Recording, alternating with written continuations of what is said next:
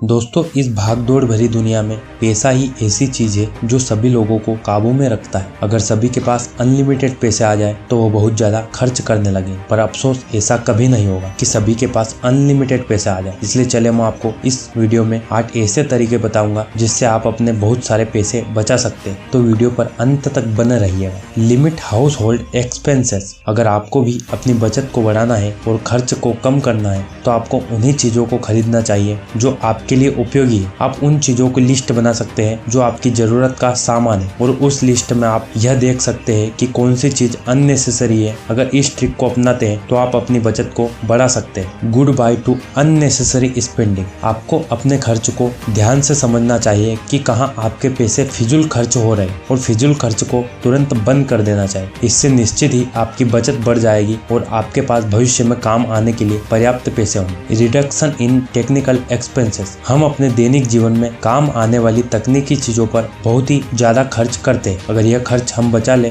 तो भी हमारी बचत में जरूर इंक्रीमेंट होगा। जैसे कई लोग अमेजन प्राइम, नेटफ्लिक्स जैसे अन्य प्लेटफॉर्म पर सब्सक्रिप्शन भी ले लेते हैं जो हमारे लिए इतना जरूरी नहीं है। ऐसे में हमें केवल वही सब्सक्रिप्शन लेना चाहिए जो हमारे लिए जरूरी है। इससे अलग अलग वाईफाई या मोबाइल डाटा और वाईफाई के खर्चों को भी कम किया जा सकता है। Give way to home food. यदि आप उन लोगों में से है जिसे बाहर खाना खाने का शौक है तो सतर्क हो जाए, क्योंकि इसका सीधा असर आपकी जेब पर पड़ता है। इसलिए घर पर बने खाने को महत्व दें और जरूरत लगने पर ही बाहर का खाना खाएं। आपको अपने इस शौक पर नियंत्रण करना चाहिए क्योंकि ये आपके लिए बहुत महंगा साबित हो सकता है। अगर आपने पैसे बचाने के लिए सस्ते रेस्टोरेंट का चुनाव कर लिया तो आप बीमार भी पड़ सकते हैं और इलाज में पैसा लगेगा। इसलिए अच्छा यह होगा कि घर के बने खाने को ही प्राथमिकता दें। इससे आपकी सेविंग भी हो जाएगी और आपका शरीर भी एकदम मस्त रहेगा। Side encounter is also important. बचत करने के लिए सबसे जरूरी चीज यह है कि आप कमाते कितना है। अगर आपके पास कमाने के अलग अलग स्रोत है तो आपकी बचत अच्छी होगी, और अगर आपके पास कमाने के साधन सीमित है तो आपकी बचत बहुत ही कम होगी। इसलिए ज्यादा से ज्यादा